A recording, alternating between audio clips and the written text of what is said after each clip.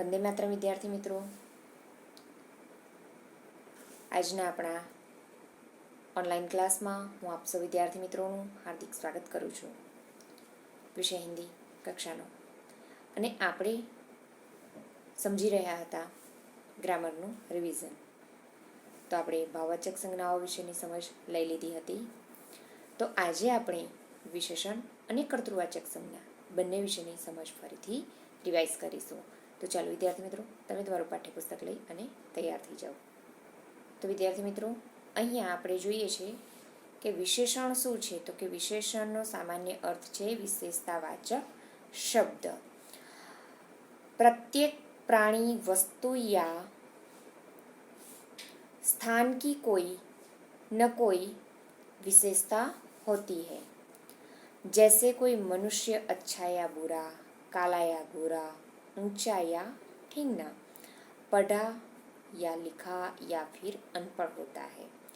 कोई वस्तु सस्ती या महंगी, सादी या रंग बिरंगी, गोल, चकोर या लंबी होती है. कोई स्थान ऊंचा या नीचा होता है, सुंदर असुंदर, साफ सुथरा या फिर गंदा होता है. तो इस प्रकार प्रत्येक संज्ञा की कोई न कोई विशेषता होती है. तो विद्यार्थी मित्रों, संज्ञानी जे विशेषता दर्शावनार शब्द છે તેને આપણે વિશેષણ તરીકે ઓળખીએ છીએ. અહીંયા ગાડી તમને એ જ કીધું છે કે સંસારની અંદર પ્રત્યેક પ્રાણી, વસ્તુ કે સ્થાનની કોઈ ને કોઈ વિશેષતા તો હોય જ છે. જેવી રીતે આપણે જોઈએ તો કે મનુષ્ય છે એ સારો યા ફિર ખરાબ, કાળો ગોરો, ઊંચો નીચો, ભણેલો કાં તો પછી અનપઢ હોઈ શકે છે. કોઈ વસ્તુ છે એ વસ્તુ સસ્તી કે મહેંગી હોઈ શકે છે, સાદી કે પછી રંગબેરંગી હોય, ગોળ કે લાંબી હોય. કોઈ સ્થાન એવું છે તો કે ઊંચું નીચું પણ હોઈ શકે, સુંદર અસુંદર પણ હોઈ શકે, સાફ એકદમ હોય કાં તો પછી ગંદુ હોઈ શકે. તો આવી રીતે પ્રત્યેક સંજ્ઞાની કોઈ ને કોઈ વિશેષતા હોય જ છે. તો આ જે સંજ્ઞાની વિશેષતા બતાવનાર જે શબ્દ છે તેને આપણે વિશેષણ તરીકે ઓળખીએ છીએ. તો અહીંયા આગળ ઉદાહરણ આપ્યું છે, તો આપણે ઉદાહરણ પરથી વિશેષણ સૂચક જે શબ્દો છે તેને આપણે સમજીશું. તો પહેલું ઉદાહરણ છે કે યહ પુરાના કિલ્લા હૈ, વહાં હજારો દર્શક खड़े थे, ऑपरेशन में 2 घंटे लगे और कैसा सुहावना समय है. તો અહીંયા તમે જોઈ શકો છો પહેલા વાક્યમાં પુરાના શબ્દ આપ્યો છે. તે છે કિલ્લાની સંજ્ઞાની વિશેષતા દર્શાવે છે કે કિલ્લો છે એ કિલ્લો કેવો છે તો કે જૂનો છે તેવું અહીંયા એનું વિશેષતા દર્શાવે છે આ શબ્દ. આગળ આપણે બીજું વાક્ય જોઈએ તો કે હજારો જે શબ્દ છે એ દર્શક જે આપ્યા છે એની સંજ્ઞાની વિશેષતા દર્શાવે છે. તો કે દર્શકો તો છે પણ કેટલા દર્શકો છે એ સૂચવે છે અહીંયા ગાડી. તો કે હજારો દર્શકો છે. તો એ હજારો શબ્દ છે તે શું છે? વિશેષતા સૂચક શબ્દ. ત્રીજા વાક્યની અંદર ઘંટે શબ્દ આપેલો છે, સંજ્ઞા છે, અને સંખ્યાવાચક શબ્દ છે 2. તો અહીંયા तो ए 2 शब्द છે તે એની વિશેષતા દર્શાવે છે. तीसरे वाक्य में हमने देखा कि घंटे शब्द संज्ञा है और संख्यावाचक शब्द 2 दिए गए हैं. તો અહીંયા એ એની વિશેષતા પ્રકટ કરે છે. ચોથા વાક્યની અંદર સમય એ સંજ્ઞા છે અને સુહાવના એ સમયની વિશેષતા સૂચિત કરે છે. તો સુહાવના જે શબ્દ છે તે શું છે? એની વિશેષતા સૂચવતો શબ્દ છે. તો અહીંયા ગાડી આપણે જોઈ શકીએ છીએ કે વિશેષણ अपने से संबंध रखने वाली संज्ञा की विशेषता बताता है. વિશેષણ છે એ પોતાની સાથે જે સંબંધ રાખવાવાળી સંજ્ઞા છે એટલે કે જે નામ આપ્યું છે એ વિશેષતા દર્શાવે છે. અહીંયા આપણે જોઈએ તો કે વિશેષણના મુખ્ય પ્રકાર અહીંયા નીચે આપ્યા છે 4. એમાં છે પહેલું ગુણવાચક વિશેષણ, જેવી રીતે અચ્છા, લડકા, ચતુર, મંત્રી, તો અહીંયા મંત્રી અને લડકા છે એ બંનેનો ગુણ દર્શાવ્યો છે. ગુણ દર્શાવતા જે શબ્દ છે તે છે અચ્છા અને ચતુર. તો આ એનો ગુણ બતાવે છે, માટે એ ગુણવાચક વિશેષણ તરીકે ઓળખાય છે. આગળ આપણે જોઈએ તો કે અહીંયા સંખ્યાવાચક વિશેષણ આપ્યું છે. તો અહીંયા સંખ્યાવાચક વિશેષણમાં આપણે જોઈએ તો કે જૈસે 5 પાંડવ, આધી રોટી. તો અહીંયા પાંડવ કેટલા છે એ 5 દર્શાવ્યું છે. રોટી કેટલી છે તો કે આધી બતાવી છે, તો કે અહીંયા આગળ એની સંખ્યા દર્શાવી છે. તો આ છે સંખ્યાવાચક વિશેષણ. આગળ છે પરિમાણવાચક વિશેષણ. જેવી રીતે અહીંયા ગરમી તો કે બહુત ગરમી, અને દૂધ તો કે થોડા દૂધ. તો અહીંયા બહુત અને થોડા બંને એનું પરિમાણ દર્શાવે છે, માટે એ પરિણામવાચક વિશેષણ તરીકે એ શબ્દો ઓળખાય છે. આગળ છે સાર્વનામિક વિશેષણ. તો નામની જગ્યાએ વપરાતો શબ્દ એને આપણે સર્વનામ તરીકે ઓળખીએ છીએ. વિદ્યાર્થી મિત્રો યાદ રાખજો, નામની જગ્યાએ વપરાતા શબ્દને આપણે સર્વનામ તરીકે ઓળખીએ છીએ.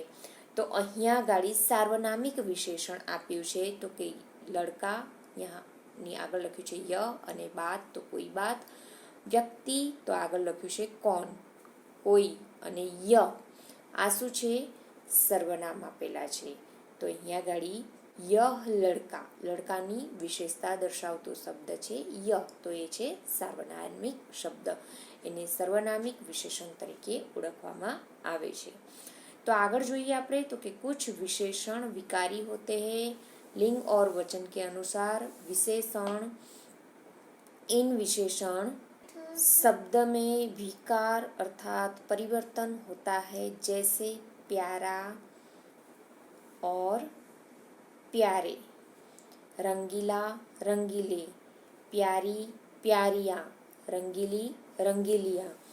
તો વિદ્યાર્થી મિત્રો અહીંયા ગાડી લિંગ અને વચન અનુસાર શબ્દની અંદર પરિવર્તન થાય છે, જે વિકારી શબ્દ તરીકે ઓળખાય છે. એ પણ અહીંયા જે પ્યાર અને પ્યારે શબ્દ જે આપ્યો છે તે શું છે વિશેષણ સૂચક શબ્દ છે. તો પ્યારા અને પ્યારે, રંગીલા રંગીલી, પ્યારી પ્યારિયા, રંગીલી રંગીલિયા, એ લિંગ અને વચન અનુસાર એની અંદર પરિવર્તન આવતું હોય છે. તો વિદ્યાર્થી મિત્રો ચાલો હવે આપણે કર્તૃવાચક સંજ્ઞા વિશેની સમજ લઈ લઈએ, અને ત્યાર પછી વિશેષણ અને કર્તૃવાચક સંજ્ઞાના થોડાક ઉદાહરણો વાક્યો સાથે સમજીશું. તો ચાલો વિદ્યાર્થી મિત્રો કર્તૃવાચક સંજ્ઞા વિશે આપણે થોડીક સમજ લઈએ. કર્तृवाचक संज्ञाएं क्रियाओं से बनती है. ये संज्ञाएं क्रिया को करने वाले कर्ता का बोध कराती है, इसीलिए इन्हें कर्तृवाचक संज्ञा कहते हैं. અહીંયા હાઇલાઇટ કરેલા જે શબ્દ વાક્યો છે તે જુઓ કે છે કે કર્तृवाचक संज्ञाएं क्रियाओं से बनती है और ये संज्ञाएं क्रिया करने वाले कर्ता का बोध कराती है, इसीलिए उसे कर्तृवाचक संज्ञा कहते हैं. તો વિદ્યાર્થી મિત્રો અહીંયા આપણે જોઈ શકીએ છીએ નીચે ઉદાહરણ, અને ઉદાહરણ દ્વારા આપણે એને સમજવાનો પ્રયત્ન કરીએ. તો અહીંયા પહેલું ઉદાહરણ આપ્યું છે કે ચોકીદાર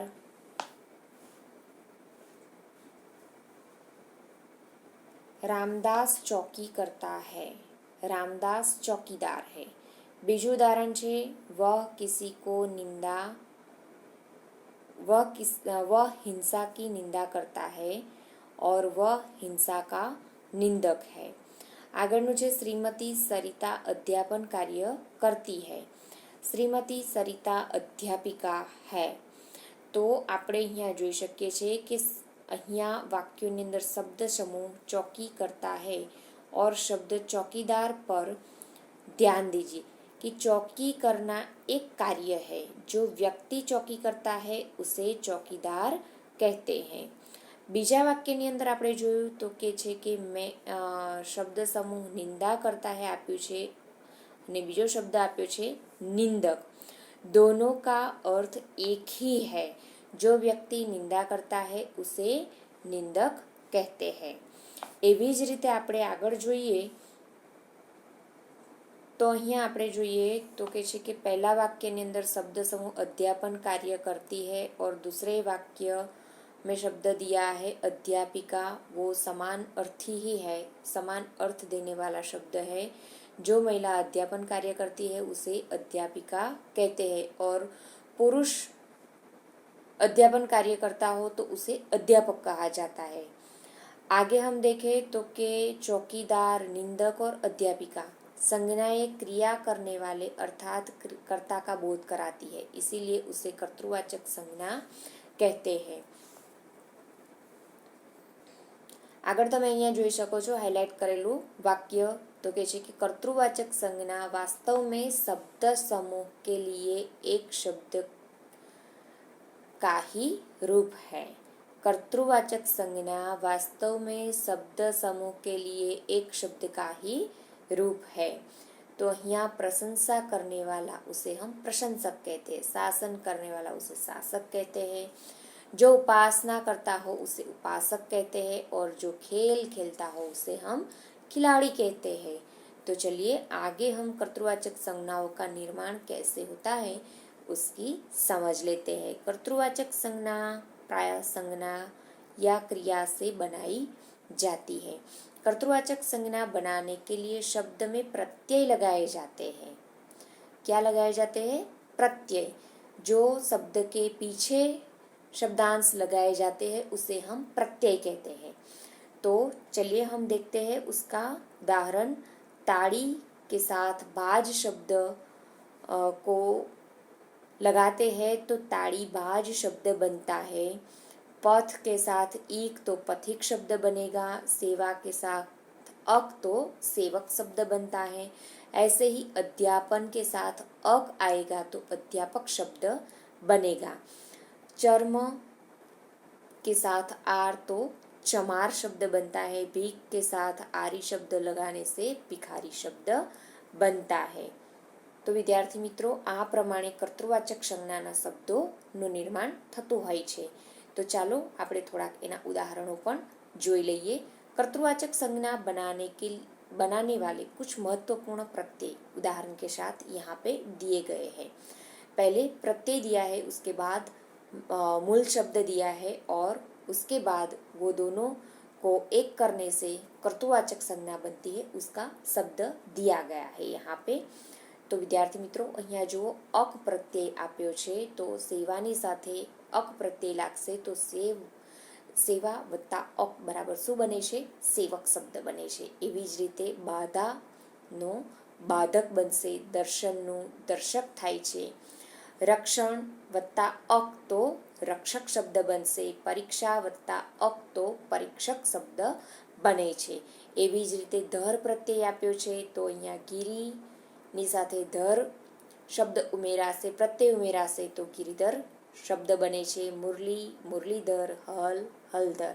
एवी रीते कर्तृवाचक संज्ञा बनશે। हलने धारण करनार तो उसे हलधर कहते हैं। गिरी को धारण करनार तो उसे हम गिरधर कहते हैं। तो यहाँ पे हमने देखा कि शब्द समूह के लिए एक शब्द का ही ये एक रूप है। तो हम यहाँ पे यही देख सकते हैं। आगे का हम उदाहरण देखें तो अक्कड़ प्रत्यय दिया है तो पीना के साथ पियक्कड़, बुलना के साथ अक्कड़ जुड़ेगा तो बुलक्कड़, घूमना के साथ घुमक्कड़। ऐसे ही आड़ी के साथ खेल शब्द को ऐड करेंगे तो खिलाड़ी शब्द बनता है। गाड़ी तो गाड़ीवान, आस्था तो आस्थावान। दार प्रत्यय लगाने से चौकी चौकीदार, लेन तो लेनदार, देना तो देनदार शब्द बने छे। एवी ज रीते आर प्रत्यय लगावाथी खरीदना शब्दनी साथे आर प्रत्यय लागशे तो खरीदार शब्द बने छे। लोहा लोहार अथवा तो लुहार, चमड़ा तो चमार शब्द। एवी ज रीते घर प्रत्यय उमेरवाथी सौदा सौदागर, जादू जादूगर, बाजी बाजीगर शब्दનું અહીંયા ગાડી નવું આપણને કર્તૃવાચક સંજ્ઞા મળે છે। એવી જ રીતે અહીંયા આગળ બીજા પણ આપ્યા છે ઈ પ્રત્યય, તો કે શિકારની સાથે શિકારી, જો શિકાર કરતા है उसे हम शिकारी कहते हैं। રાહી અત્યાચાર અત્યાચારી। એવી જ રીતે ચી પ્રત્યયની સાથે બંદૂક બંદૂકચી, નકલચી અને ખાજાના ખજાનચી। આરા પ્રત્યય લગાને સે હત્યા હત્યારા, ઘાસ ઘસિયારા। એવી જ રીતે આપણે આગળ જોઈએ ઈક પ્રત્યય, તો પથ પથિક બને છે, દર્શન દાર્શનિક, વિજ્ઞાન વૈજ્ઞાનિક શબ્દ બનશે। તો વિદ્યાર્થી મિત્રો અહીંયા ગાડી આપણને ઘણા બધા પ્રત્યયની સાથેના ઉદાહરણો આપેલા છે। સાહિત્યની સાથે કાર પ્રત્યય ઉમેરાશે તો સાહિત્યકાર બનશે, નાટક તો નાટકકાર, સંગીત તો સંગીતકાર। જો આરી પ્રત્યય સે પૂજા પૂજારી, જુआ જુआरी શબ્દ, બાજ પ્રત્યયની સાથે ગુસ્સા ગુસ્સાબાજ, ધોખા ધોકેબાજ અને નિશાના તો નિશાનેબાજ જેવા શબ્દો બને છે। એવી જ રીતે નિર્માણની સાથે તા પ્રત્યય લગાડવાથી નિર્માતા, કરના તો કર્તા શબ્દ આપણને કર્તૃવાચક સંજ્ઞાઓનો શબ્દ મળે છે।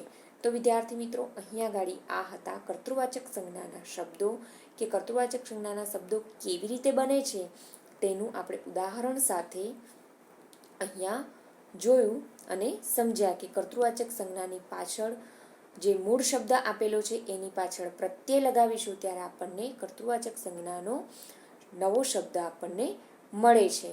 તો વિદ્યાર્થી મિત્રો હવે આપણે એને વાક્યમાં ઉદાહરણની સાથે સમજીએ।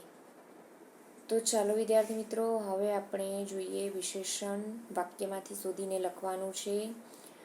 તો પહેલું વાક્ય છે દેહાતી યુવક રાસ્તે સે ગુજર રહા થા। તો અહીંયા ઓપ્શન આપ્યા છે દેહાતી, યુવક, રાસ્તે અને ગુજર। તો યુવકની વિશેષતા દર્શાવતો જે શબ્દ છે તે શું છે?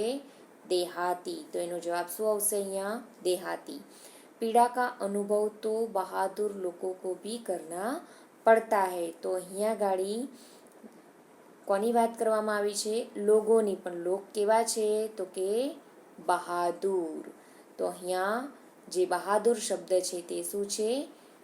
વિશેષણ સૂચક શબ્દ। આગળ આપણે જોઈએ તો ત્રીજું વાક્ય મંદિર में श्रद्धावान भक्तों की भीड़ इकट्ठी हो गई। તો અહીંયા ગાડી ભક્તોની વિશેષતા દર્શાવી છે એ શબ્દ છે શ્રદ્ધાવાન। ભક્તો છે પણ કેવા છે? શ્રદ્ધાવાન છે। તો અહીંયા શ્રદ્ધાવાન શબ્દ છે એ વિશેષણ સૂચક શબ્દ છે। पुजारी ने भगवान को पूज्य भाव से फल फूल चढ़ाए। તો અહીંયા ભાવની વાત કરવામાં આવી છે પણ ભાવ કેવો દર્શાવ્યો છે? તો કે પૂજ્ય। તો એનો વિશેષણ સૂચક શબ્દ પૂજ્ય છે, માટે વિશેષતા સૂચવતો શબ્દ અહીંયા જવાબમાં આવશે પૂજ્ય। आराधना करते हुए भक्तजनों ने लोगों के लिए मंगल कामनाएं की।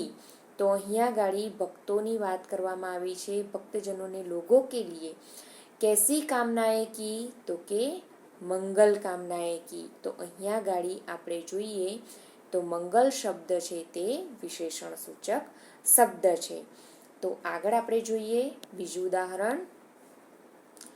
तो उसने अपराधी सम्राट को मृत्युदंड देने की घोषणा की। તો અહીંયા ગાડી સમ્રાટ છે પણ કેવા સમ્રાટ છે? તો કે અપરાધી। તો એનો જવાબ છે અહીંયા अपराधी। राजा के राज्य में व्यवस्थित न्याय तंत्र होना चाहिए। તો અહીંયા ન્યાયતંત્રની વાત કરી છે અને ન્યાયતંત્રની વિશેષતા સૂચવતો શબ્દ શું બતાવ્યો છે? व्यवस्थित। આગળ છે न्यायतंत्री राज्य की आंतरिक व्यवस्था ठीक करना चाहता था। તો અહીંયા વ્યવસ્થાની વાત કરી છે તો કેવી વ્યવસ્થા છે? તો કે આંતરિક વ્યવસ્થા। તો એનો જવાબ શું આવશે? આંતરિક। આગળ ચોથું વાક્ય આપણે જોઈએ તો न्याय मंत्री की न्याय देने की प्रक्रिया प्रशंसनीय थी। प्रक्रिया कैसी थी उसकी? तो કે પ્રશંસનીય थी। તો અહીંયા એનો જવાબ છે પ્રશંસનીય।